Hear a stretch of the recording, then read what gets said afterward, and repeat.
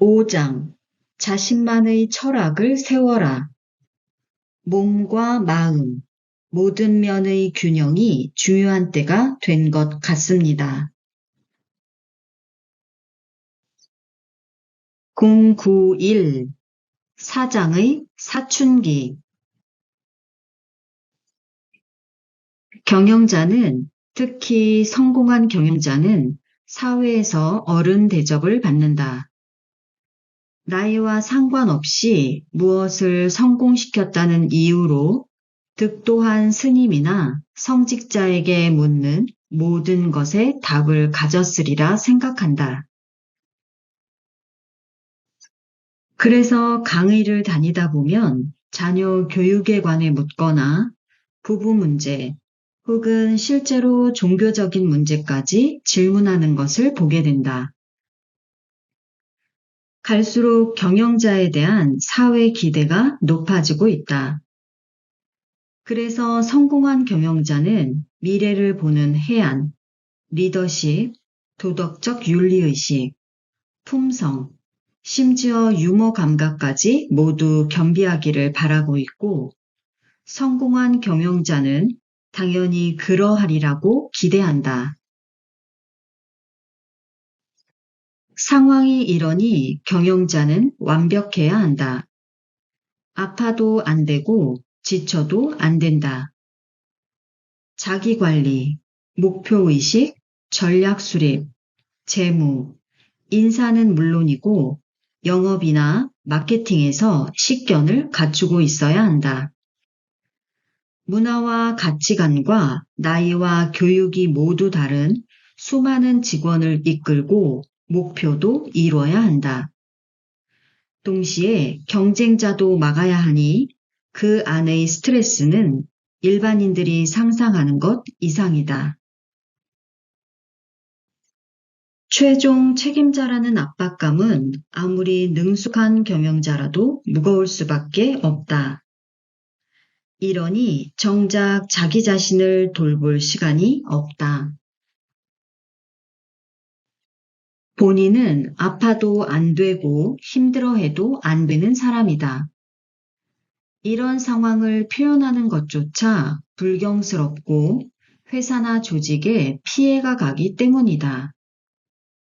자신의 어깨에 기대 있는 사람들을 실망시킬 수 없기 때문이다. 이해관계도 모두 달라서 함부로 마음을 열고 상의를 할 친구를 구하는 일도 어렵다. 그런데 경영자도 역시 사람이다. 때때로 아프고 엄살도 피우고 싶고 누군가의 품에서 위로도 필요하다. 자신을 혼내거나 안아줄 어른도 필요하고 그냥 골방에서 하루 종일 설명 없이 쉬어야 할 때가 있기 마련이다. 그래서 경영자들은 결국 한 번씩 크게 앓는다. 보통은 큰일을 마치고 난 후에 증세가 시작된다.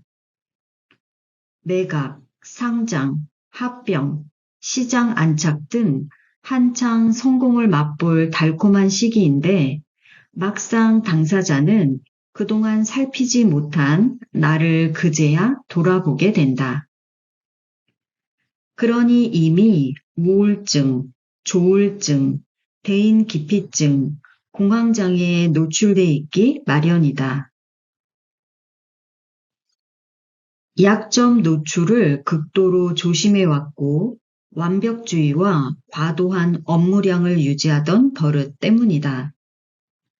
이를 병으로 인지하기까지 오래 걸리고 치료나 도움을 받는데도 익숙하지 않다. 일부 언론사의 조사에서는 무려 70%에 달하는 CEO들이 가끔 혹은 자주 자살을 생각한다고 답했다. 어떤 직업군보다도 높은 비율이다. 일본이 경제 침체기를 겪으며 한 해 자살자 3만 명 중 절반 이상이 경영자라는 조사 결과도 있었다. 현재 이런 병을 가진 사장들은 이것이 나만의 문제가 아니라 직업병이라고 생각해야 한다. 당연히 전문가나 가족에게 도움을 요청하고 치료받아야 한다. 경영자의 건강은 회사의 건강과도 직결된다. 자신에 대한 경영도 회사 경영 못지않게 신경을 쓰고 배려해 주어야 한다. 회사를 위해 나를 희생하는 것이 아니라 나의 삶의 가치를 위해 회사가 존재한다는 것을 항상 인지해야 한다. 사장의 사춘기는 누구나 온다. 이 마음의 사춘기를 잘 견뎌내지 못하면 회사나 개인은 사라질 것이고 어쩌면 둘 다 사라진다. 만약 성취 뒤에 오는 공허함이라면 새로운 취미를 가져 다시 무엇으로라도 처음으로 돌아가 보는 것이 좋다. 나는 목공을 한다. 배울 것이 너무 많고 공구도 종류가 많다. 실력에 따라 가구가 달라지는 것을 보는 것은 새로 창업해서 회사를 키워나가는 재미와 비슷하다. 이제는 솜씨가 늘어 판매할 정도까지는 못 돼도 내가 집에서 사용하는 것은 무리 없을 정도다. 이렇게 새로운 것을 배우면 공허함이 조금씩 사라진다. 우울증이나 공황장애 같은 병은 의사를 찾아가서 상의해야 한다. 약한 모습을 보이기 싫다는 핑계가 이런 경우에는 적용되지 않는다. 취미 활동, 명상, 봉사 활동, 무엇이든 시작하기를 권한다. 절대로 회사 일처럼 내가 혼자서 알아서 하겠다고 고집부리지 않기를 바란다. 자기가 목숨을 다해 지키려 했던 것들을 지키기 위해서라도 도움을 요청하는 것을 부끄러워하지 않아야 한다. 그 아픈 마음의 상처를 갖고 오히려 일에 더 중독되는 것처럼 위험한 것은 없다. 책임감이란 자신에게 휴가를 주는 일도 포함된다. 지금 쉴 시간이 없다고 말하는 경영자야말로 가장 휴가가 필요한 상태다. 그러다 어느 순간 갑자기 세상이 무의미해지고 고통을 끝내겠다는 극단적 마음이 들 수 있기 때문이다. 경영자들은 특히 잘 나가는 경영자는 아무도 이런 자기 고민을 말하지 않는다. 그래서 나만 힘들고 내가 못나서 그런가 생각하며 자책을 가질 수 있다. 당신만의 문제가 아니라 모든 경영자의 문제이니 부끄러워 말고 문을 열고 나오기를 바란다.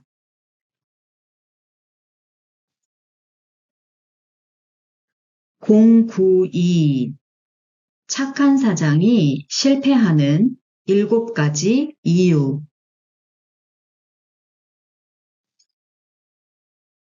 법륜스님은 가장 나쁜 아내는 착한 아내라는 말씀을 하신 적 있다. 착한 사람은 착하다는 평가를 계속 들어서 자신이 하는 행동이 항상 옳다는 믿음이 있어서 나중에는 고집센 여자가 되어 함께 살기 힘들다는 의미로 하신 말씀이다.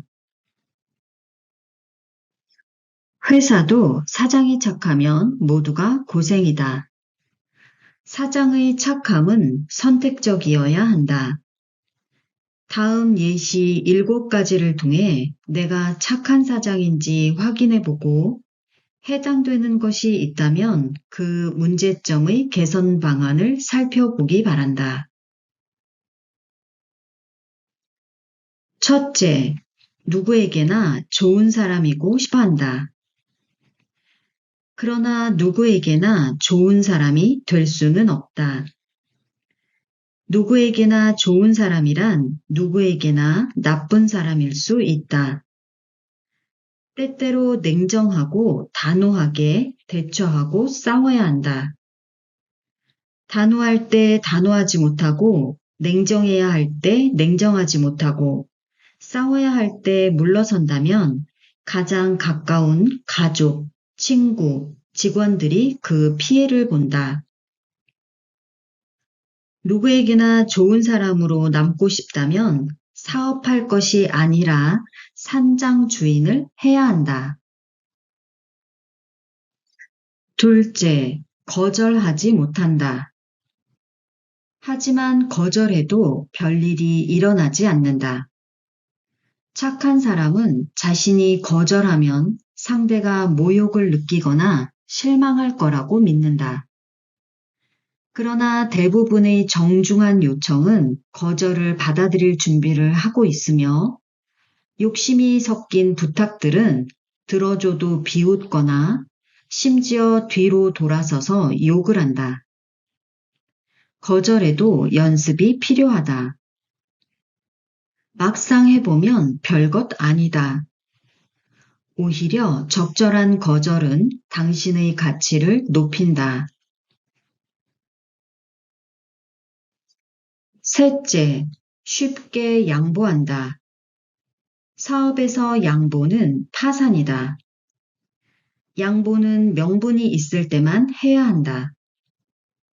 명분 없는 양보가 이어지면 아무나 함부로 대할 것이고 당당히 양보를 요구하는 사람마저 나타난다. 넷째, 혼내지 못한다. 아랫사람을 혼내고 지시하는데 망설이면 혼자 모든 일을 해야 하며 직원이 사장의 당연한 권리마저 지적하고 나선다. 심지어 나는 일하는데 당신은 왜 가만히 있냐고 말하는 직원도 나타난다. 다섯째, 지나치게 염려한다. 걱정은 상황을 더 악화시킨다. 미리 하는 걱정은 걱정대로 이루어진다. 지나친 염려는 위로도 안심도 되지 않는다. 회사 분위기를 항상 우울하게 만들고 주변 모두가 짜증을 부리거나 신경질적인 사람들로 가득하게 한다. 여섯째, 항상 웃는다. 항상 웃으면 아무도 어려워하는 사람이 없어진다. 사장은 인자함보다 위엄이 필요할 때가 많다. 웃음은 좋으나 역시 과유불급이다.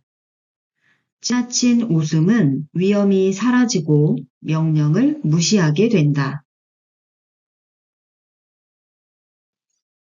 일곱째, 도움 청하는 것을 힘들어한다. 세상에 혼자 할 수 있는 일은 극히 드물다. 손이 엉덩이에 닿는 것은 화장실 정도는 혼자 가라는 뜻이다. 그 외의 모든 일들은 함께하고 같이 해야 한다. 도움을 청하기 힘들어하는 품성은 직원을 두는 어떤 비즈니스도 불가능하다. 그러니 혼자 일하는 1인 기업을 해야 한다. 사장은 결정하고 지시하고 확인하는 업무를 일상적으로 진행해야 한다. 그러니 착하기만 한 사람은 사업을 원활히 할 수 없다. 착한 것은 항상 좋은 것이 아니다. 착한 것은 세상이 다 착할 때만 좋은 것이다. 그러나 세상은 단 한 번도 다 같이 착해 본 적이 없으니 두려움 없이 착함을 조금 버리기를 바란다. 그래야 내 가족을 포함한 주변에 있는 사람에게라도 착함을 유지할 여력이 생겨나는 것이다. 생각의 비밀